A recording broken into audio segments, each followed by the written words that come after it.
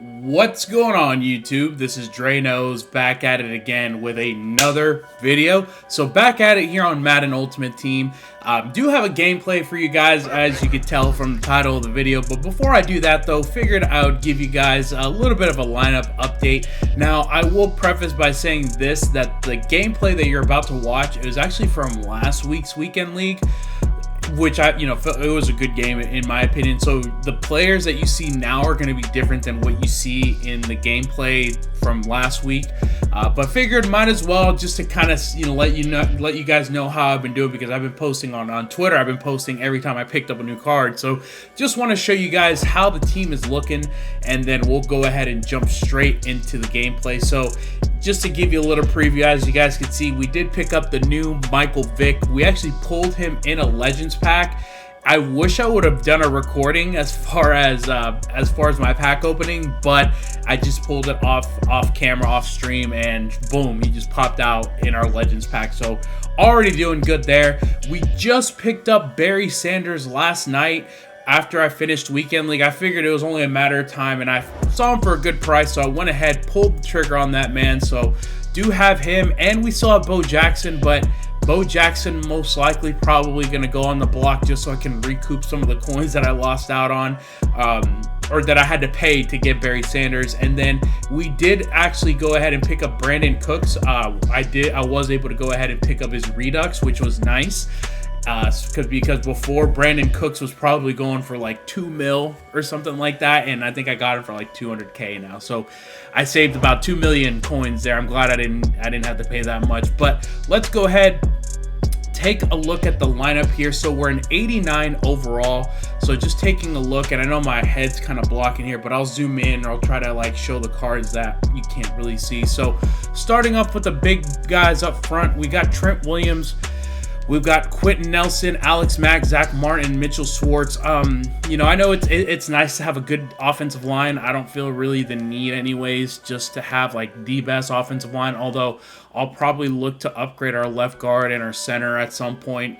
Right side is looking pretty good, and then Trent Williams is solid as well. But we did spend 2 AP points on Trent Williams and Mitchell Schwartz for that edge protector.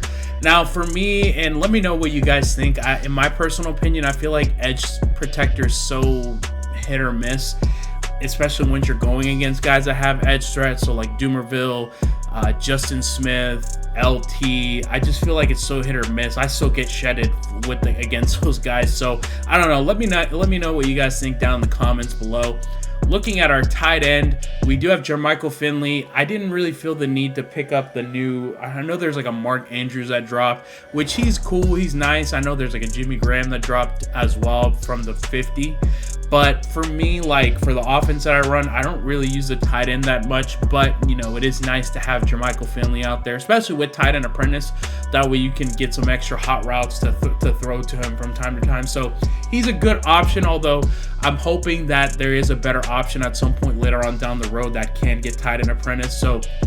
But for now, we've got Jermichael Finley there, and then we've got Jonnu Smith as our backup, who was our starter for a little bit of time, so he definitely served his time.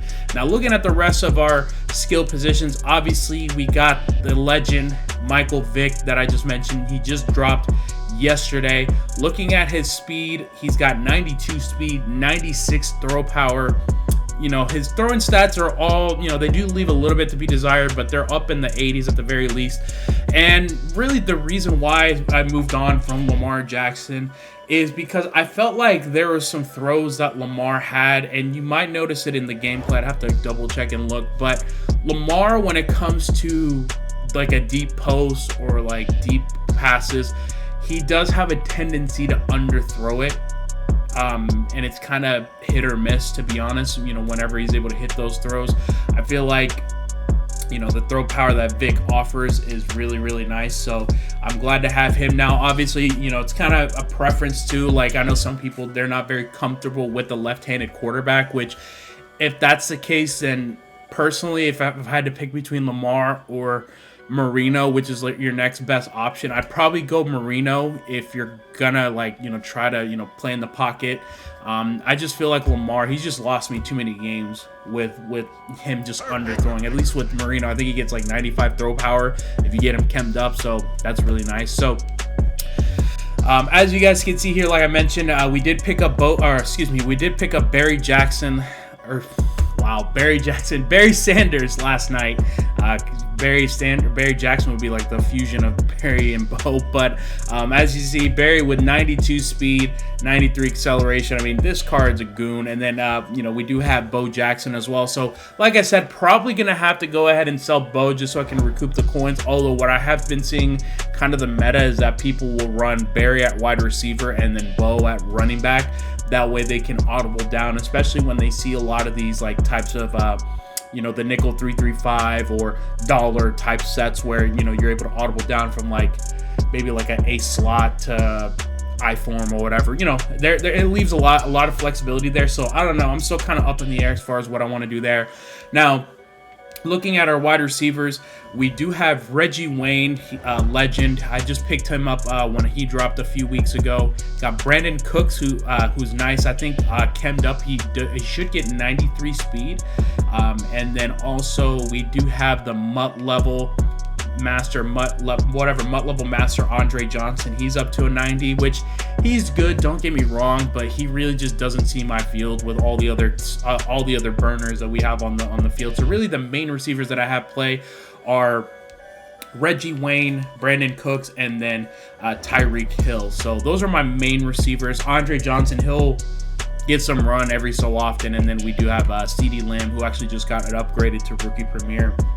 Now, as far as what I'm running in terms of ability, so I'm running, I have Vic with Gambler, although I think I'm probably going to change it back to Omaha. I just wanted to try Gambler to see what that was like. So let's take a look and see what the ability. So I do have quite a bit of abilities out there. So I did go ahead, I added Quick Draw and then Roaming Deadeye to Vic. The only downside and kind of what left me disappointed was the fact that Vic didn't get Dashing Deadeye. Very disappointed that he didn't, to be honest with you. I feel like he should have gotten. I'm not sure what exactly happened to where he wouldn't get it, but so we do have him with those abilities. And we decided to go ahead, throw Jukebox on Barry Sanders, and then Deep in Elite for our wide receivers, just because I know for me, like I like to throw those post routes, and then like I said, Tight End Apprentice, and then Edge Protector. And then as far as the chemistries that I'm running Go Deep just so I could get the deep route running on all my receivers, and then we are running Brawler as well on both offense and defense. We're actually already up to tier 3. Now, taking a look at the defense, so defense has been coming together nicely here as of late. So just looking at the safeties first, so we got Steve Atwater, who's played very, very nice. I've debated on picking up Brian Dawkins, but I mean, just looking at the stats, I feel like Steve Atwater plays exactly like Dawkins, and I think Steve Atwater is actually a little bit taller. I think I'd have to go back and double check. Got Xavier McKinney, Rookie Premier, backing him up. And then as far as our linebackers are concerned, we got LT Lawrence Taylor, who I actually ended up pulling in a Legends Pack bundle last week, I think is when he dropped. And then we've got Jalen Smith, Sam Mills, and Patrick Queen at middle linebacker. These guys don't really play too much for me, unless if I'm running like 3-4 or something like that. I typically like to play in positions or formations where I have a lot of safeties. And then looking at left outside linebacker, we still rocking with Doomerville, who's really nice. I haven't had any issues with him there. And then we actually just picked up this Nathan Gary, more than anything, just so I could have, in case if I am getting weak box, at least I could have some speed out there at linebacker. I think he gets 87 speed, which is really nice. And then looking at our strong safety, we do have Jamal Adams. He was the limited from the Ultimate Kickoff promo. I had my fingers crossed, and I was hoping that he didn't get a series redo, because or redux or whatever you guys want to call it, because I would have lost a lot of coins doing that. But fortunately, he didn't, so I'm glad.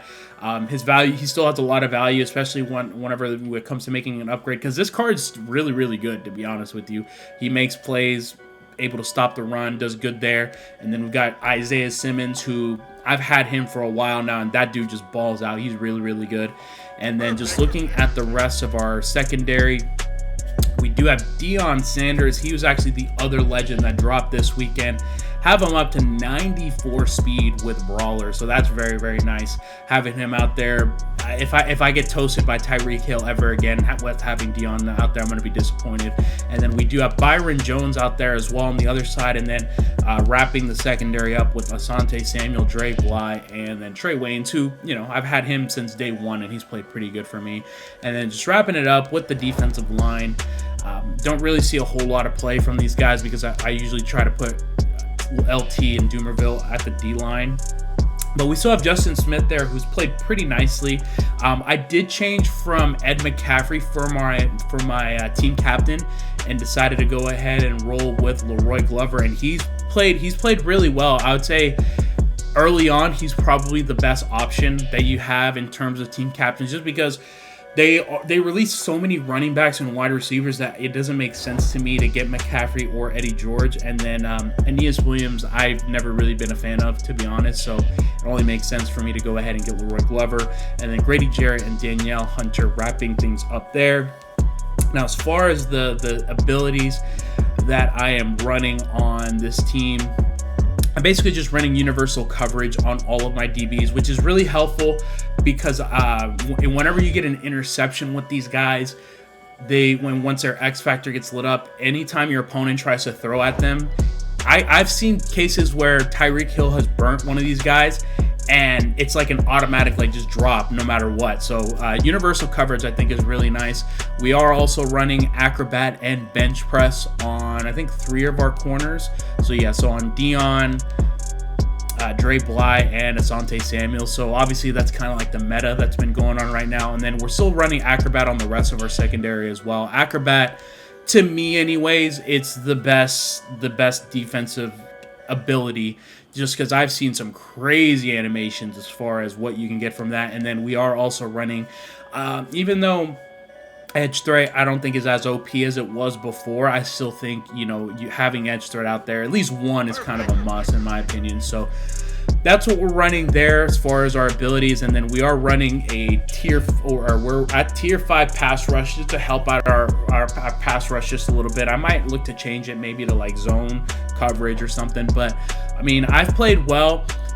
I'll be honest, like weekend league is definitely a little bit different as opposed to the last couple weeks. Like usually, and let me know your guys' thoughts on this, because usually with weekend league, your first 5 games are usually pretty easy, but that wasn't the case this weekend. I actually played some really tough players this past weekend and did decent. I just gotta really just limit the mistakes that I make, because you know, I know I'm capable of getting at least 20 wins a week. To be honest with you, it's just kind of doing those little things that really separate you from being a good Madden player to a great Madden player. So I know I'm on the cusp of that.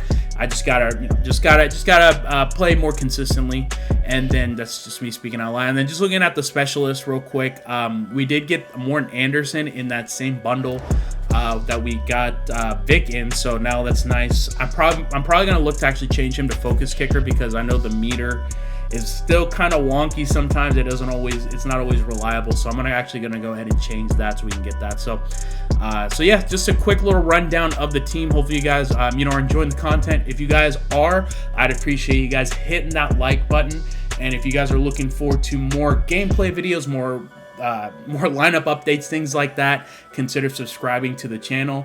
Let's go ahead and jump into the gameplay, fellas. Alright guys, so as I mentioned, for this gameplay, and as the title of the video would suggest, we are playing against a belt winner. We're playing against Noah, the Madden 20 champion. Like I said, this is from Weekend League last week, and already picking up the game like a little bit halfway in the first quarter. Not a whole lot of action has really taken place up to this point. We're able to go ahead, force Noah to a 3rd and 10 after really, stopping the run. For the most part, we've been able to slow down Barry Sanders, who, in his own right, he's really, really tough to stop. So just coming out on here, if we could hold him to 3, worst case scenario, we'll go ahead and take it, just because Noah's, pretty solid on the ground. But we're able to force a throw out of sack, INT to Troy Apke, 90 speed. I don't care who else you got out there, ain't no one catching him. and we're able to go ahead, take advantage of that, and go up 6-0 pending extra point. Of course, we go ahead and make that. So able to go ahead, take a lead 7-0. Anytime that you can go up, take the lead against a guy of Noah's caliber, you go ahead and take it, and really, try to build on that, try to make it a 2-possession game. Because really, at least at this time, this is when the chew clock was kind of still broken. So, like, the games were flying and you're really limited on possessions. So, as you guys can see, he's still trying to, get the ground game going. He has been able to do so for the most part with Barry. And, he does a good job making good reads, just taking what we've been giving him. I try to mix up my coverages, really, just to not become one-dimensional, because I feel like, especially when it comes to playing someone like this, you can't be caught in the same thing over and over again, because you will get exposed at some point. We come out in man, I believe, and he's able to just go ahead and take off with Lamar Jackson, able to go ahead and pick up another first. So really what Noah has been running has been kind of the meta that's been kind of going on throughout the year, where you come out in trips tight end, but you come out with 2 running backs, and then you audible down to like I-form stretch or I-form dive or whatever. So Noah doing a great job really adjusting, and he's able to go ahead and again take off with Lamar. That's one of the things that makes guarding Lamar so tough, and he's able to go ahead, dot us up over the top with Bo Jackson. I came out in cover 3, and obviously with cover 3 or just really any zone in general, it's very tough to try to stop, especially because the cornerbacks, for whatever reason, they just don't line up over the receivers, which I find frustrating, because that's been a thing that's been in Madden for a while, and they just never fix it. So we do go ahead, get the ball back, able to go ahead and spin a Rooney in there for a first down. I meant to throw the little bubble in the RPO, but you know what? I'm not gonna mention anything. So really in this game, I wanted to try to slow the game down, especially since knowing that we were up in the turnover battle. So if we could, take this, at least get a field goal going into half, we'll go ahead and take it. And again,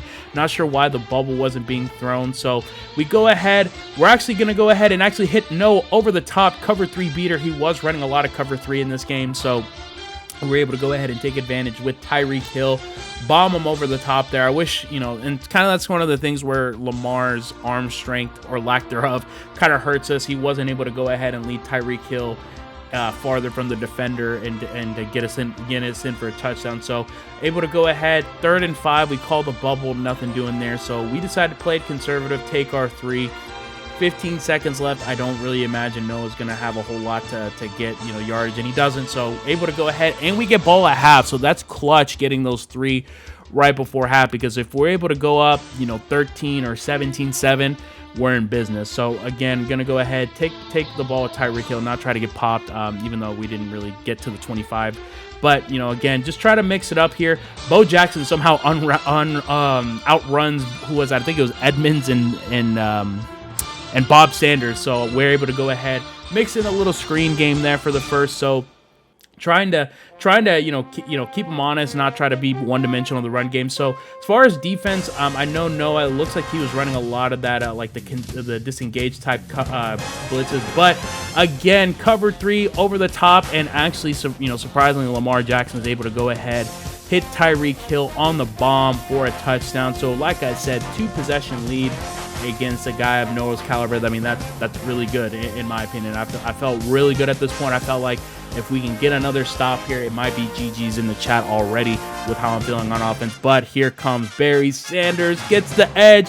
He does a little stop and go to glitch our defense, and he is gone. Barry Sanders, so tough to stop in the middle or in the open field. So there goes our 10-possession lead while we were feeling good. So gotta definitely battle to try to get back on the scoreboard. Bo Jackson just refuses to go down, and we're able to go ahead, pick up a little yardage. But again, I feel like he's been, hasn't really been doing a whole lot to try to stop the cover 3 beater. But as soon as I say that, he does. And look at Lamar with the little fight there.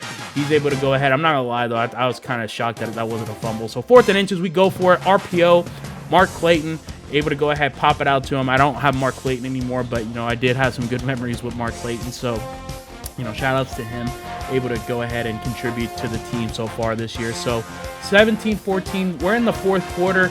He's in cover 3. He's been in cover 3 exclusively, and I'm not sure what happened with this throw with Lamar. If he would have let it more towards the sideline, I think maybe Tyreek Hill burns him, but he doesn't, and that forces an interception by Edmonds. I believe that's the team builder. So, but, you know, if there's a positive, he's down at the 1. So if we could somehow get a safety, that would be clutch. Almost able to shoot the gap there with Steve Atwater, but unfortunately nothing doing there. So 2nd and 9, if we could just keep everything in front of us, we'll definitely take it. And I make the mistake, and I don't know what happened to Dre Bly, why he wasn't manned up or over the top of Tyreek Hill. And after that, he's pretty much gone. Touchdown Noah. He actually does go up 4. We blow a 4th quarter 10-point lead, which kind of makes me sick to think about after watching this. But, you know, that doesn't mean that we can't fight. We've been down before, as W has said before. But, you know, we're in a position where, you know, we want to try to score, but I don't want to try to score too quick. I want to try to manage this clock as perfect as possible. That way, you know, we can go up and not really give Noah too much time left. So, 2-minute warning. Gonna try to go ahead, get Bo running, but, you know, Noah played, you know, if there's one thing that he did really, really good was his run defense. And then I'm not sure what happened here. I thought I threw it away, but it actually did force us out of bounds before then. So 3rd and long. We don't want to try to make any mistakes. And again, he comes out in cover 3. We think we have a shot. I don't know why I throw this. I'm looking back at it. It's just a terrible decision. I should have just taken off with Lamar. It's just me just wanting to go for the gusto, try to go for the big play, and that's kind of what kills us. So not looking too good, looking kind of dark. You know, we got 2 timeouts left. If we could somehow maybe get the ball back again, we'll take it. He decides to scramble with Lamar, and he fumbles. But, of course, I never pick up the fumbles ever in this game. I don't know what it is. I'm, like, allergic to fumbles. And then right here, able to get the stop, you know, able to force a punt, but, you know, with only maybe, like, 30 seconds left, it's going to be really tough. So, I mean, I know he's going to come out in cover 3, although, you know, that's kind of one of the things about players such as Noah is that, you know, you could probably catch him once or twice, but if you get too predictable, he'll definitely key in on that. So, decided to just try to throw it up, give us a chance, and again, you know, I thought that was actually an interception. He tips it, so we still got a little bit of life, but, you know, definitely got to get something going here with 20 seconds left and no timeout. So just trying to see if I could get a big play over the top. Gonna see if we could go out, roll out with Lamar, and we're just gonna say F it. We'll throw it up, and I meant to throw it to square Clayton, the little crosser. I'm not sure why it was going towards Tyreek, and that's gonna be GG's in the chat. You know, shout out Noah. I mean, hey, you know, I played against him before. I think it was the first weekend league, and he popped me, but I was able to make this game just a little bit closer. So, like I mentioned, guys, if you guys did enjoy the video, I'd appreciate you guys hitting that like button. And if you guys want more gameplays like this, consider subscribing to the channel. Noah's going to go ahead, run the clock out, and that's going to do it, guys.